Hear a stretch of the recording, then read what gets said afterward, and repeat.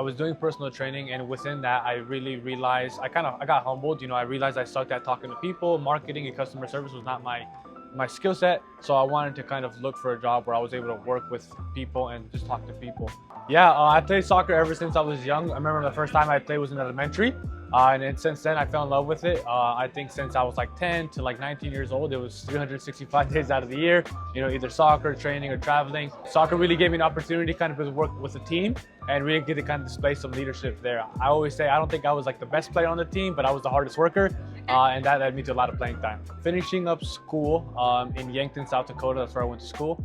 I actually went back to Nebraska. I knew Nebraska was a super small town, so I had my relatives living in San Antonio. I've always wanted to live there.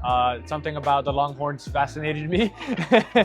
So moving to San Antonio, it was I knew I wanted to have an opportunity to kind of really grow.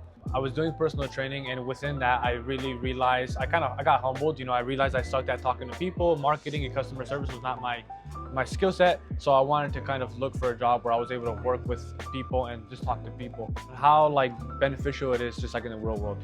How beneficial sales is in the real world with communicating with people, learning how to make different types of revenue. Definitely not. No, definitely not.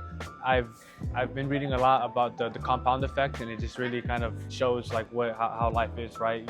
Your life is made through doing things daily, to daily discipline yourself to see success in the long term.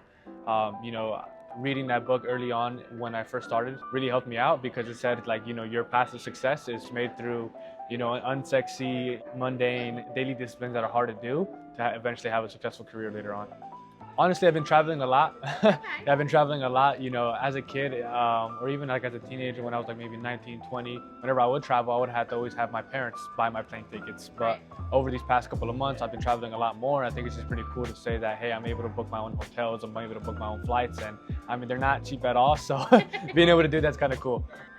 Recently, I just went to San Antonio to visit my family, and then I've never been on the East Coast, so being here today is super exciting.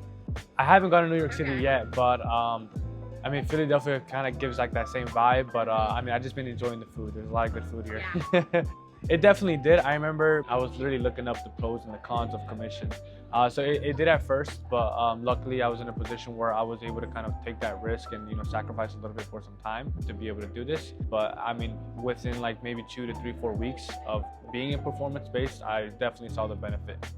I would say just a lot of soccer stars, Cristiano Ronaldo, Messi, just getting to kind of see that impact they could make on the younger generations.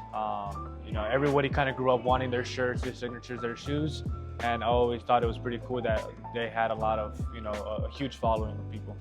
Before this, I did a lot of factory jobs, and then moving to San Antonio, I was working at Chipotle for a bit while doing part-time personal training, and then also Discount Tire.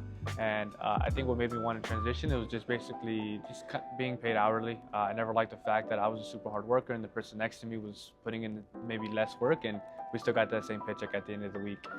So just being really capped with my growth and the money is what really kind of made me want to transition.